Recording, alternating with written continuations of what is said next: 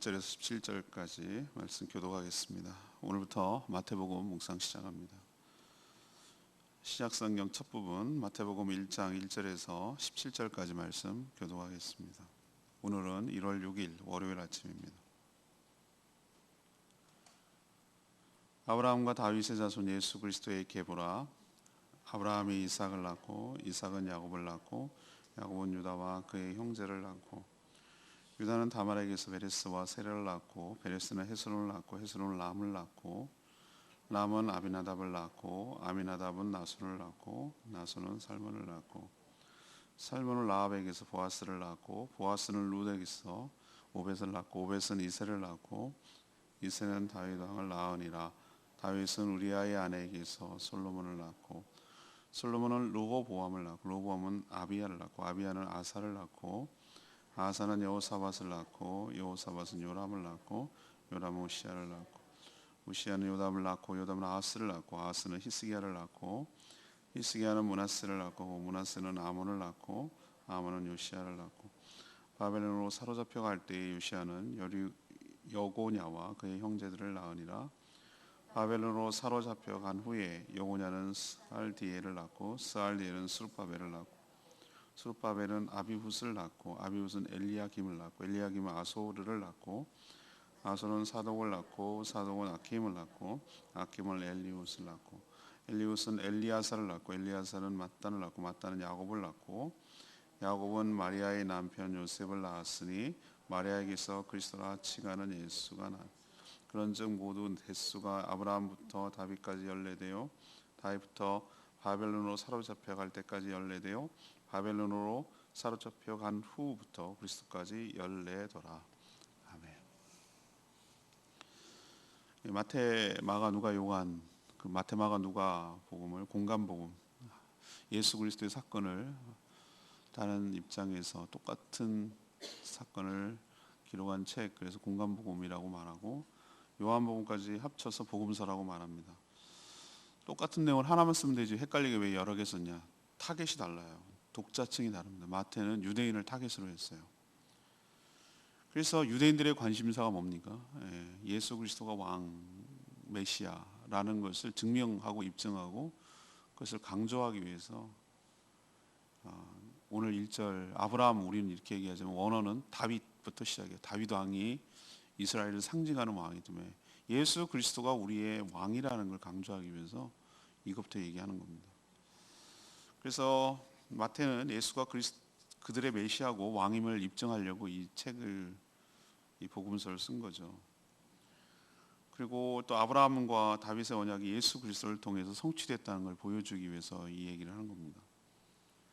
그래서 다양한 사람이 오늘 계보에 등장하는데 악인도 있고 부끄러운 일도 있고 위기도 있죠. 이 안에 그냥 쭉 이름만 나와 있는데 우리는 그 사건을 알기 때문에 알 수가 있습니다. 그렇지만 하지만 하나님은 끝내 예수 그리스도를 보냈다라는 게 중요합니다.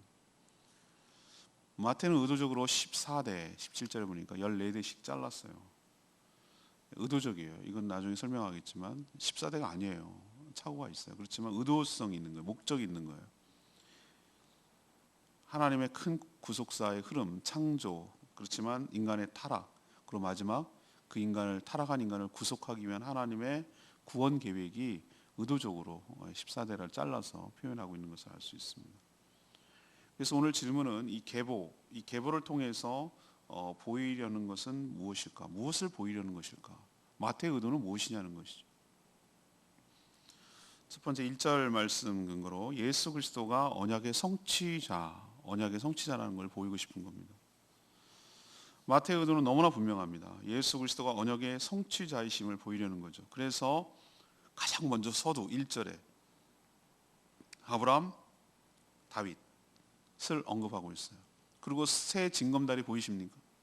띄엄띄엄띄엄 하는 거죠. 아브라함, 다윗, 그리고 예수 그리스도의 계보라. 그럼 나머지는 아브라함과 다윗과 예수 그리스도를 연결하는 징검다리라는 뜻이잖아요. 이어지기 위한. 우리도 어느 강을 건너가기 위해서 옛날엔 그런 강을 건널 때 징검 정겹죠. 옛날에 그 돌다리 같은 게 있었잖아요. 이렇게 하나씩 통통통통 가는. 큰 지점을 연결하기 위해서 중간에 필요해요. 그런 것처럼 아브라함, 다윗, 예수를 연결하기 위해서 그 사이사이를 공백을 메꿔서 연결시키는 인물이라는 것이죠. 그래서 1절에 보니까 족보라고 하지 않고 뭐라고 불렀습니까? 계보라고 불렀어요. 계보. 우리도 계보와 족보의 차이지 아십니까? 전에 개혁 한글판은 족보라고 그랬는데 아니에요. 계보가 맞아요. 족보라고 하면 저도 뭐 경주시 평리공파 뭐 이렇게 표현하는데 반개 다 나오죠. 다 나와. 삼촌들 뭐 큰아버지 뭐 다 나오죠. 그죠? 쭉 일가 친척들이 자손들이 다 나오지만 여긴 그렇게 나옵니까? 아브라함이 이삭 낳고 이삭만 낳았을까요? 아니죠. 그죠?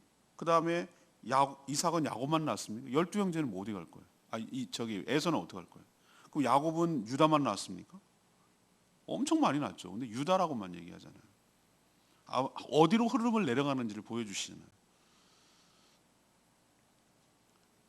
그래서 연결한다는 의미에서 우리도 계주 달리기 할 때 계주 이렇게 표현하듯이 연결한다는 의미에서 계보라고 표현하는 것입니다. 하나님은 누구에게 언약을 여러 사람들에게 언약을 했지만 특별히 구약 성경이 아주 뚜렷하게 드러나는 언약이 아브라함하고 한 언약, 그다음에 다윗하고 한 언약이에요. 아브라함은 뭐라고 그랬습니까? 정말 밑도 끝도 없는 얘기예요. 너에게 복의 근원이 되게 할 거야. 너의 자손을 저렇게 별처럼 많게 할 거야. 이 땅을 너에게 줄 거야. 라고 그렇게 약속을 했단 말이에요. 그걸 언약이에요, 하나님. 다윗은 너의 후손 중에서 메시아가 나올 거야. 라는 약속을 하셨어요. 그럼 하나님 약속을 지키셔야 되잖아요. 더 구체적으로는 이렇게 되는 것이 바로 예수 그리스도임을 드러내려고 마태는 이렇게 쓴 것인데 우여곡절이 있었어요. 참 많은 우여곡절이 있었죠. 그렇지만 마태가 이렇게 쭉 계보를 쓰면서 의도하는 건 무엇입니까? 이런 인간의 우여곡절이 있었지만 결국은 아브라함, 다윗, 유다의 후손으로 예수 그리스도가 오셔서 하나님이 아브라함 그리고 다윗 또 유다 이들에게 했던 언약을 결국은 뭐 하는 거예요? 지켰다, 성취했다라는 것을 보여주려고 이 계보를 쭉 라인을 쓰는 거예요. 그렇다면 이 얘기는 우리에게 어떻게 적용하는가? 오늘부터 하는 마태복음은 제가 이 제주연동 서부교회 부임해서 세 번째 하는 설교예요. 세 번째라 말하면 마태복음 전체 다를 세 번 훑었다는 얘기예요. 세 번째 훑고 있는 거예요. 그러니까 얼마나 많이. 그리고 이 본문은 또 성탄 내일 본문. 바로 지난달 성탄절에 한 설교잖아요. 그러니까 이거는 한 7, 8번 했어요. 7, 8번. 그러니까 그만큼 많이 하는데도 또 이렇게 새롭게 느껴지는 거거든요. 전혀 새롭게 접근을 하는 거예요, 지금.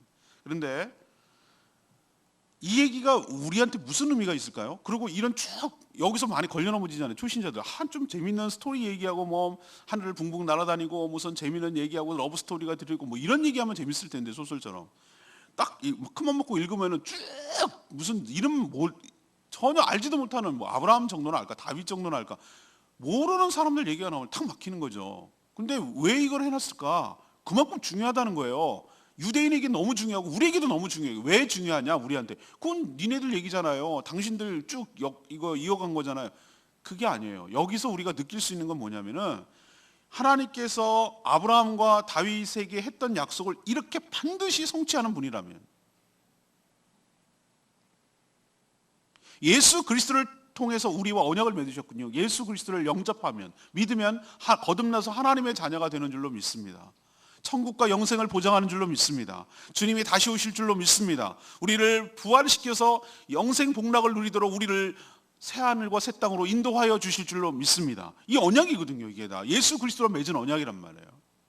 예수 그리스도 안에 있는 자들에게 누릴 언약의 혜택이거든요. 아브라함에게 땅과 복과 그 자손의 축복을 누릴 그 컨텐츠라면 우리가 예수 그리스도를 통해서 누리게 될 여러 가지 약속들이 이것을 보니 예수 그리스도를 믿는 모든 자에게도 똑같이 성취될 줄로 믿습니다. 그럼 아브라함에게 하신 언약이 뭐죠? 땅 자손 복이잖아요. 그러면 우리 성도들에게 하신 약속이 뭐예요? 그것을 우리에게 하면은 바로 천국이고 영생이고 부활이고 왕노릇하게 될 줄로 믿습니다. 이게 바로 우리에게 주는 교훈이고 은혜고 우리도 바라보게 되고 우리도 믿게 될 이유인 줄로 압니다. 두 번째는 그 10절에 나오는 말씀인데요. 신실하신 하나님께서 결국은 보내셨다라는 것을 보이려고 하는 거예요. 예수 그리스도께서 이 땅에 오기까지 수많은 위기가 있었죠. 모두 인간은 어느 쪽에서 일어났습니까? 이 위기는 인간들에게 일어났어요. 물론 사단의 방해와 집요함이 있었어요. 이제 이번 주 중에 쭉 묵상하겠지만 별을 보고 찾아온 동화 박사들을 통해서 헤롯이 어떻게 합니까? 왕을 죽이려고 하죠. 이 세상의 왕은 자기인데 사단이 뱀에게만 들어갔겠습니까? 공중권세 잡은 자가 그렇게 무력합니까? 아니요. 지금도 수많은 사단의 종살이하며 그 속에서 사단의 앞잡이 노릇을 사는 사람이 한둘이 아니에요. 헤롯 성경이 수많이 나왔어요. 왜? 그래야 이 땅에 자기가 계속 자기 땅도 아니지만 자기 것도 아니었지만 그렇지만 계속 자기가 영향력을 행사하려고 죽이려고 덤벼든단 말이에요. 이렇게 수많은 위기가 있었어요. 인간이 그 위기를 자초한 거란 말이죠. 그리고 오늘 이야기를 쭉 개별을 보니까 부끄러운 이야기도 막 담겨 있어요. 이들은 이게 자랑스러운 얘기가 아닐 수 있어요. 근데 쭉 그냥 얘기를 해요. 예를 들면 이런 거예요. 유다 12지파의 한 거, 이것도 영광스러운 일이지만 유다가 장남도 아니고 그렇죠? 그런데도 뭐 그렇다고 요셉도 아니잖아요. 그죠? 그런데도 유다로 하나님께서 내려보냈는데 유다는 어떻게 해서 그 후손을 난 줄 알아요? 이미 자손이 있었지만 유다는 다말이 며느리입니다. 며느리가 아들이 죽었어요. 그러면은 형사치수 제도를 통해 가지고 자녀를 낳게 하든지 그렇게 해야 되는데 안 해주니까 창녀로 위장하고 시아버지를 꼬신 거예요. 그래서 그 사이에서 낳게 한 자녀가 바로 베레스를 베이리스. 이런 얘기를 창피해 죽겠지 않아요? 솔직히 아주 남사스럽고 뭐 이런 얘기를 여기다가 적어놓고 아니 뭐 여러 할 얘기도 많고 라인을 잘못 이렇게 타도 충분히 할 건데 뭐 이런 얘기를 거기다가 갖다 껴놔. 또 있어요. 다윗 보세요. 다윗이 다른 아들도 있었어요. 그런데 어떻게 합니까? 우리아의 아내 밧세바에게서 우리아의 아내라고 그랬어요. 자기 아내가 아니에요. 우리아의 아내라고 이 성경 표현하고 있어요. 이름도 안 나와. 밧세바라고 표현도 안 해요. 우리아의 아내에게서. 얼마나 부끄럽고 창피한 얘기입니까? 우리아의 아내에게서 누가 태어났어요? 솔로몬이 태어났다. 대부분 말이죠. 모든 왕조를 보세요. 모든 왕조. 멀리 갈 거 없어요. 조선 고려 보세요. 태종 태세 문단세 하는 얼마나 막 그 용비어천가가 괜히 나왔겠습니까? 우리 맨날 뭐 누구를 빗대서 할 때 누구를 높일 때 용비어천가 쓴다고 그러는데 그죠? 하늘이 우레사 뭐 이렇게 우리 옛날에 배웠잖아요. 용비어천가. 그거 왕조를 치켜 세우기 위해서 그런 거예요. 아니 이성계가 뭐예요? 어떻게 보면 장군이 쿠데타한 거지. 전두환이랑 뭐가 달라? 아니 고려 입장에서 보면은. 근데 뭐 왕조를 세우고 어쩌고저쩌고 미워하잖아요. 전부 다 미워하죠. 이방원이 얼마나 살육을 했습니까? 세조는 또 얼마나 많은 사람들을 죽였습니까? 정적들을. 근데 엄청나게 미화를 해요. 그런데 성경은 절대 그렇게 얘기하잖아요. 하나님은 어떻게 보면은 인간의 날 것 그대로 그냥 있는 그대로를 다 적나라하게 보여요. 슈킹한 것, 마태는 유대인들을 타겟으로 했다고 그랬죠. 근데 혈통주의에 빠져 있어요. 그것도 문제가 있지만 혈통주의에 빠져 있는 유대인들에게 룻 같은 이방인, 그것도 여인 거기다 넣었어요. 또 이방인만 룻만 있나요? 누구도 있죠 거기? 창녀 기생 취급할 라합도 거기 들어있단 말이죠. 이건 뭐 어떻게 설명해야 될 거냐 이거예요. 그러면은 정말로 자기들도 우리도 뭐 연산군이 어쩌고저쩌고 하는데 빼버리고 싶은 군자 들어가는 것은 주로 반정이 일어나가지고 생긴 연산군 뭐 이런 거 있잖아요. 이런 군이라고 하는 것도 있죠. 빼버리고 싶은 거예요. 그런데 여기도 빼버리고 싶은 왕이 왜 없겠어요? 히스기야 보세요. 히스기야 왕 다음에 므낫세하고 아몬 있잖아요. 므낫세 왕은요 유다 왕 중에서 최악의 왕이에요. 하나님의 성전에다가 바알과 아세라상을 갖다 세우는 왕이라니까요. 아몬은 말할 것도 없고 단명했지만 이 악한 왕들을 거기다가 집어넣었어요. 또 더구나 이스라엘 백성들은 하나님의 심판을 받아 12절에 보니까 바벨론으로 어떻게 했습니까? 사로잡혀 포로로 끌려가서 나라가 쫄딱 망해가지고 난리통에도 애는 나요. 그런데 이렇게 되면 어떻게 제대로 이어갈지 불확실하잖아요. 대가 끊어질 수 있고 이걸 추적하기도 어렵고 난리통에 포로로 끌려간 주제에 뭘 어떻게 하겠어요. 가만히 이렇게 제가 얘기하는 이유는 뭡니까? 어디 하나 순탄한 적이 없었어요. 어디 하나 이게 잘 된 적이 없었어요.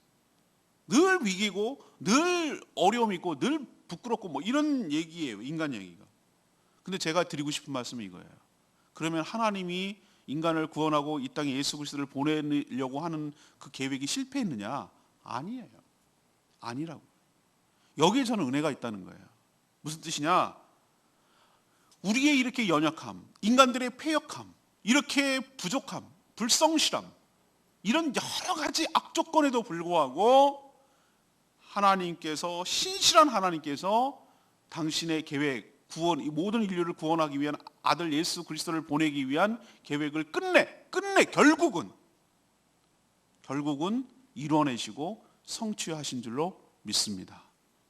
그렇다면 우리에게 적용하면 어떻습니까?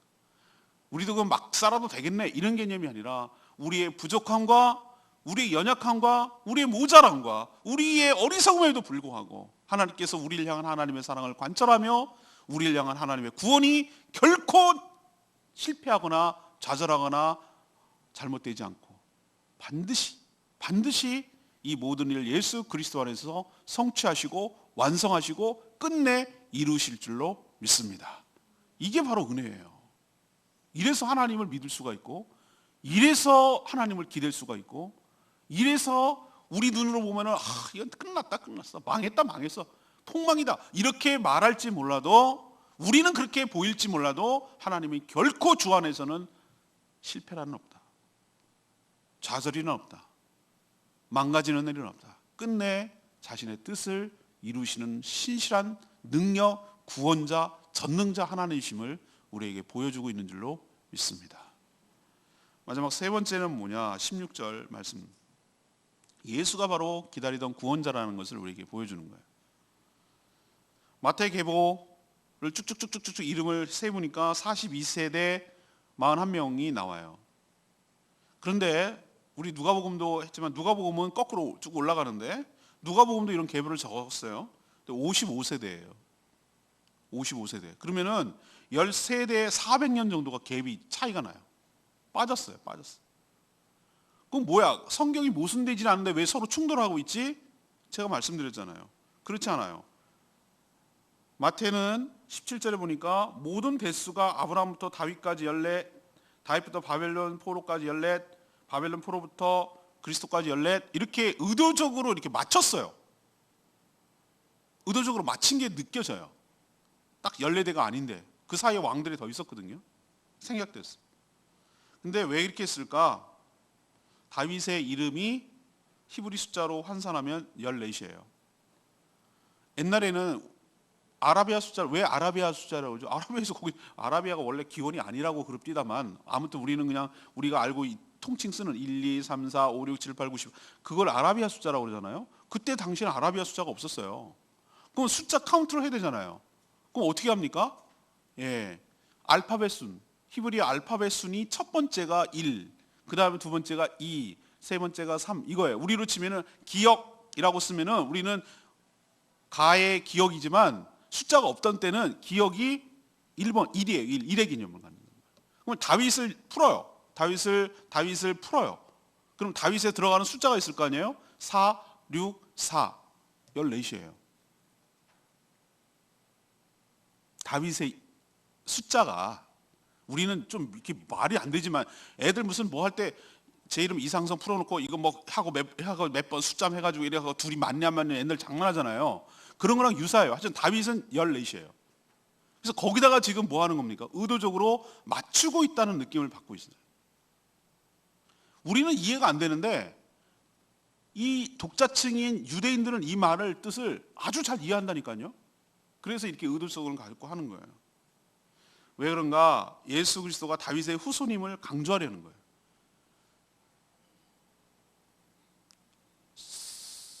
소경 바디메오가 예수님을 부를 때 뭐라고 그랬습니까? 다윗의 자손 예수요. 이런 무지랭이 같은 아무것도 배우지 못하고 아무것도 모르는 그냥 평민들도 메시아가 어떻게 올 거냐면 다윗의 후손으로 오고 있다는 사실을 다 알고 있어요. 그래서 이 유대인 독자층에게 예수 그리스도가 바로 다윗과 연결된 것이라는 걸 숫자까지를 라임을 은유를 맞추려고 하는 걸 볼 수 있어요.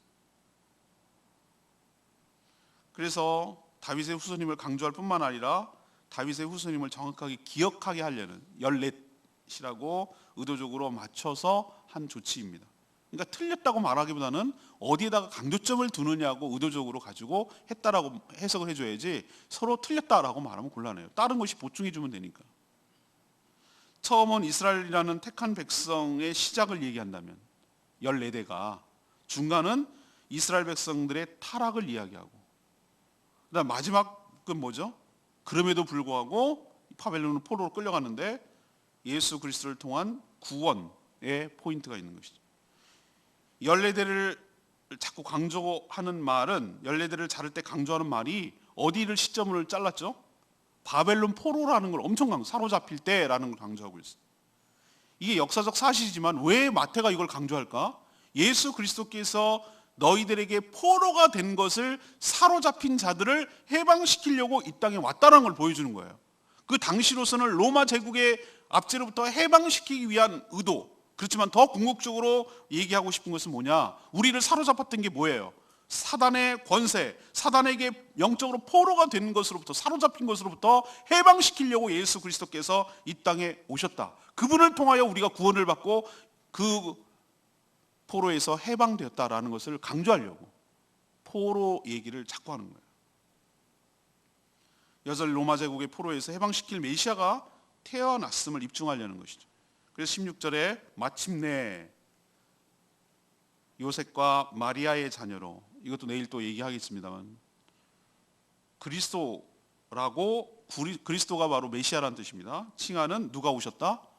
예수가 오셨다라는 것을 강조하는 이유가 여기 있는 것입니다.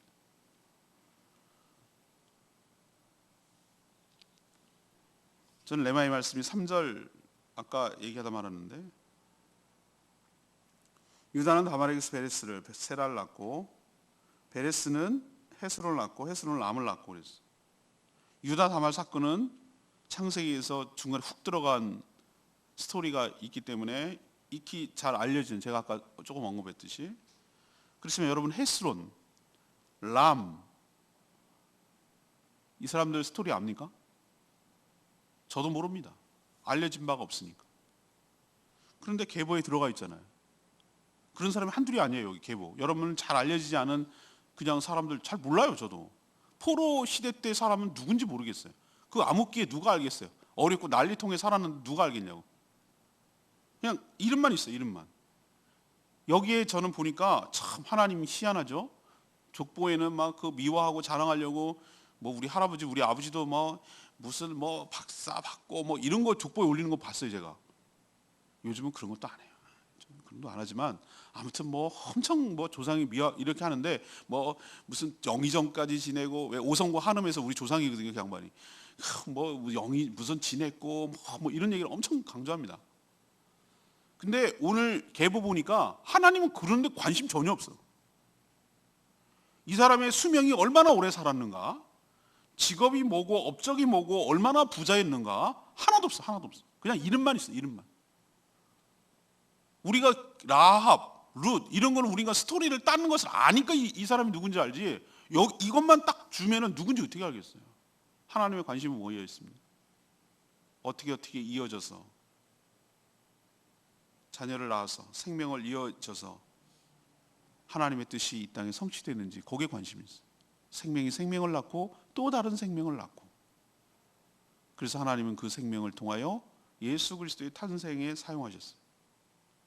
생명을 통해 신앙이 이어지며 그 언약이 성취된다는 것을 우리에게 가르쳐주고 있는 줄 압니다. 이거는 우리에게 뭘 가르쳐주는가? 정말 우리의 귀한 자녀들을 다른 것 아니고 믿음으로, 신앙으로 잘 양육해서 다음을 이어가게 하는 것이 매우 중요하다. 가정적으로도 그렇고 교회적으로 다음 세대를 이어가게 하는 작업이 굉장히 매우 매우 중요하다. 이 일에 관심을 가져야 될 줄로 믿습니다. 남성 위주 천만의 말씀. 여기 여성들이 얼마나 많이 나와 있어요. 이방인들도 얼마나 많이 들어와 있어요. 부끄럽고 창피한 얘기도 얼마나 많이 들어와 있어요. 그러나 중요한 것은 끝까지 포기하지 말고 믿음으로 잘 양육하고 이어서 우리는 징검다리 역할을 하고 주님 오시는 그날까지 그 자손들과 후손들이 주님 오시는 날을 예비하고 준비하고 살아갈 수 있도록 우리가 우리 대에, 우리 중간 대에 유다 그리고 뒤에 있는 보아스까지 연결시키는데 헤스론과 람이 사용됐듯이 우리가 아무런 무명일지라도 이름 없는 존재일지라도 스쳐 지나가는 인생일지라도 그렇게 우리는 취급할지 모르지만 아무런 업적도 없지만 그러나 우리에게 또 다음이 있고 또 다음 세대가 있고 이렇게 이어가는 것이 얼마나 매우 중요하다는 것을 우리에게 도전하고 자극을 주고 있는 줄로 압니다. 그러니까 우리의 살아가는 것 또 다음을 이어내려가게 하는 것 연속적으로 이어가게 끊어지지 않게 하는 게 매우 매우 이 교회적으로도 중요하고 우리 가정적으로도 중요하다라는 것을 우리에게 도전하고 있는 줄로 믿습니다. 제일 어려운 게 이 마태복음 1장 여기 설교예요. 뭐 이름만 나오는데 뭐라고 얘기할 거예요 여기서요. 이거 얼마나 어려운데. 그런데 세 번째 하는데도 또 새롭게 나오는 하나님의 은혜가 전 놀랍습니다. 오늘 질문이 뭐였습니까? 이 계보를 통해서 하나님 뭘 보이려는 걸까? 마태는 뭘 의도하는 걸까? 왜 이거를 계보를 썼을까? 첫 번째는 예수 그리스도는 누구다? 언약의 성취자시다. 하나님이 언약한 것을 이뤄내신 증거다. 두 번째는 신실하신 하나님께서 결국 보내셨다. 이 얘기는 인간의 여러 가지 연약함과 패역함에도 불구하고 하나님이 실패하지 않으신다. 반드시 예수 그리스도를 통한 언약을 우리에게 성취시킬 줄로 믿습니다. 세 번째는 뭐예요? 바로 예수 그리스도가 그렇게 기다리던 다윗의 후손이며 아브라함의 후손이며 그렇게 하나님이 메시아를 태어날 거라고 얘기했는데 바로 그분이 바벨론 포로, 다시 말해서 사단과 악한 세력으로부터 해방시켜줄 바로 그 메시아 그리스도다라는 것을 우리에게 보여주고 있는 줄로 믿습니다. 오늘 이 말씀 붙들고 기도하기 전에 119장 찬양지 부르고 기도하겠습니다.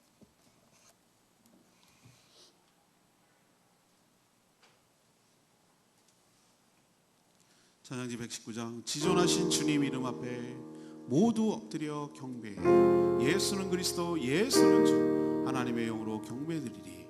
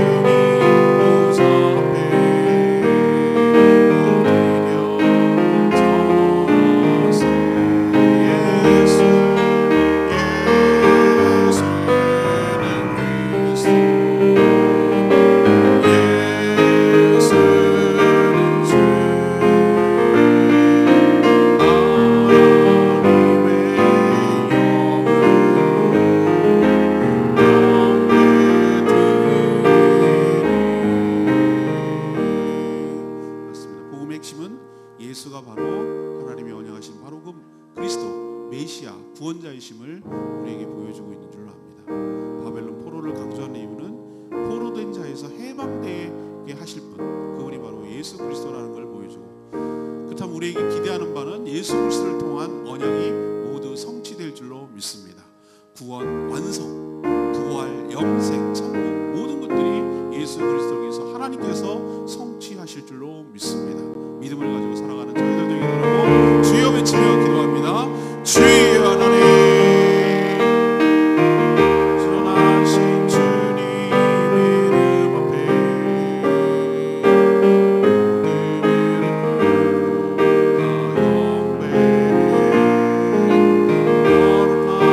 주님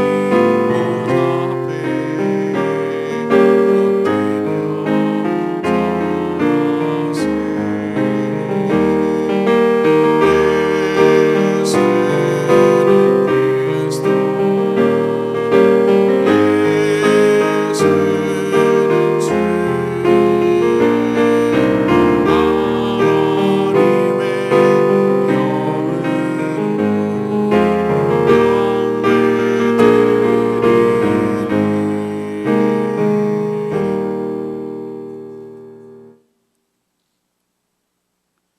하나님, 예수 그리스도는 아브라함, 유다, 다윗에게 하신 언약의 결과이며 성취임을 믿습니다. 신실하신 하나님께서 예수 그리스도를 통해서 하신 모든 언약, 신약이 우리에게도 다 이루어질 줄로 믿습니다. 인간의 연약함과 패역함에도 결코 실패하지 않는 하나님의 경륜, 하나님의 능력, 하나님의 성품을 우리가 알게 되고 믿게 됩니다. 위태하기도 하고 위기도 있었으며 부끄러운 이야기도 있었지만 하나님은 끝내 결국 모든 것을 다 해내셨습니다. 그래서 우리 연약함에도 불구하고 신실하신 하나님께서 예수 그리스도를 통한 구원의 완성을 반드시 이뤄내실 줄로 믿습니다. 그래서 저희들은 신뢰가 되고 기대가 됩니다. 저희도 생명을 전하겠습니다. 자녀를 다음 세대를 말씀으로 잘 양육하겠습니다. 예수가 그리스도임을 믿고 전파하겠습니다. 주님께서 오셔서 우리가 믿는 바 우리의 믿음대로 구원을 완성하여 주시옵소서.